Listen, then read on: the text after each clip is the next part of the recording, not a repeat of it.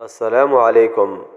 افغانستان کی نئی حکومت امارت اسلامیہ کو جہاں پر مغربی ممالک اور امریکہ کے غلام ممالک نے سفارتی طور پہ قبول کرنے سے کنارہ کشی اختیار کر رکھی ہے، وہاں عالم اسلام کی مسلمانوں کی نمائندہ تنظیم OIC نے اسلامی بھائی چارے اور اخوت اور اپنی مسلم امہ کی نمائندگی کرنے کا ثبوت دیتے ہوئے افغانستان کابل میں نئے دفتر کا افتتاح کیا۔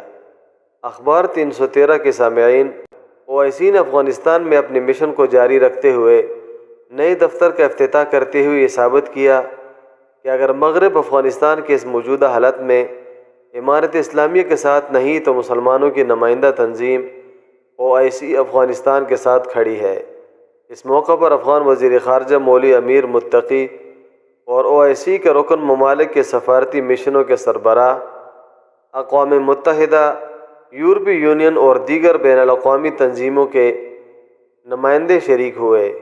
OIC کے اعلامیہ کے مطابق نیجی ایلچی طارق علی بخیت نے افتتاحی اجلاس سے خطاب کرتے ہوئے کہا کہ OIC افغانستان کی تائید اور حمایت کے عہد پر قائم ہے۔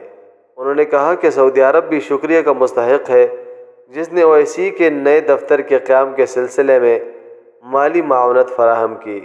طارق علی نے مزید کہا کہ OIC مسلم وزرائے خارجہ کی تفویض کردہ سرپرستی کے حوالے سے اپنے عہد اور پیما پورا کرتے رہے گی۔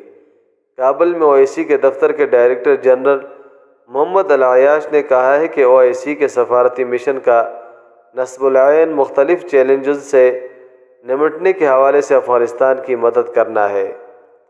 افغان وزیر خارجہ نے اپنے خطاب میں کہا کہ امارت اسلامیہ OIC کو تمام مطلوبہ خدمتیں فراہم کرتے رہے گی۔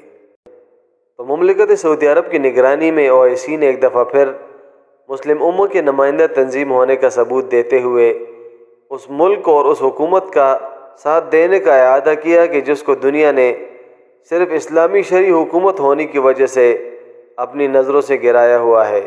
اللہ رب العزت سے دعا ہے کہ وہ افغانستان کی حکومت کو ہر قسم کے شر سے محفوظ اور مستحکم بنائے اور مملکت سعودی عرب کے حکمران اور OIC کو اجر عظیم عطا فرمائے کہ وہ امت کی اسی طرح خدمت کرتے رہے۔